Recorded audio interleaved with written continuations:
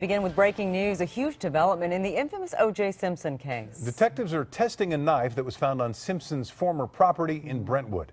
CBS 2's Jasmine Viel is live in downtown L.A. with some details. Jasmine? Rick, Sharon, what a bombshell if this is in fact true. This knife, as you mentioned, that's right, being tested by detectives in a lab right now to see if it is in fact the murder weapon or maybe not at all. With that said, this is still an open case. Detectives have two double homicides on their hands they are trying to solve because O.J. Simpson was acquitted decades ago in 1995. Orenthal James Simpson not guilty of the crime of murder. It was the trial of the century. O.J. Simpson found not guilty of the 1994 murders of his ex-wife Nicole Brown Simpson and Ronald Goldman. They were found stabbed and slashed multiple times. No murder weapon was ever found during the lengthy and internationally publicized criminal trial, and the case remains open.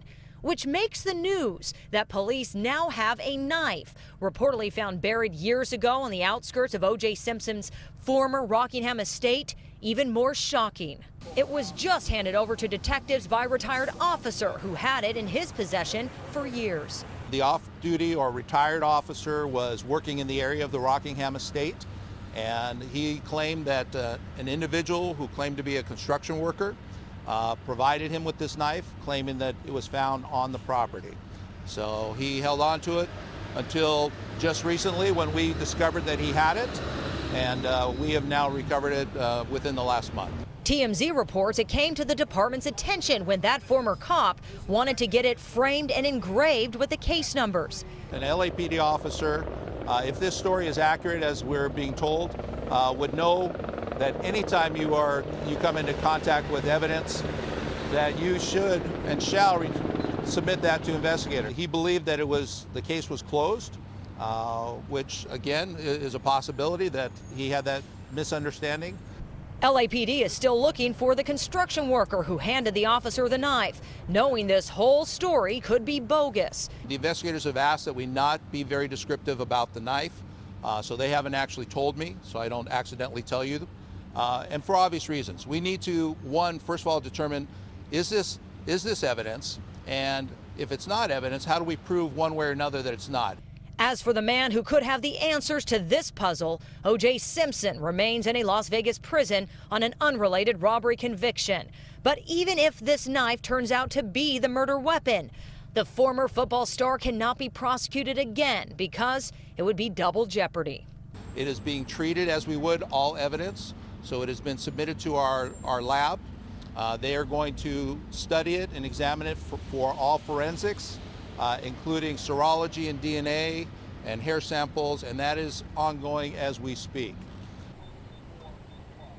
Well, another big question mark, LAPD is trying to figure out if this retired officer was in fact retired at the time he received this knife back in the 90s, around the time possibly when that Brentwood home was being demolished.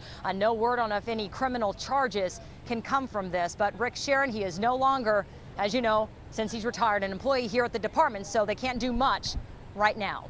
Yeah. Jasmine, this is all coming out at a time when people are really focused on the O.J. Simpson case because of a TV movie. Yeah, that is the new show right now from the cable network FX. They began airing some episodes last month, People versus O.J. Simpson.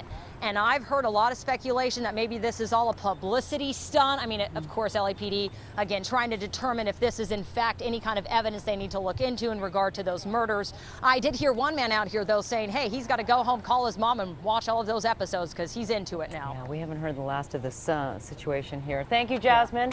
And remember to stay with CBS 2 News for continuing coverage of the investigation into this new piece of discovery, or this new discovery, I should say. You can get the very latest information anytime on CBSLA.com.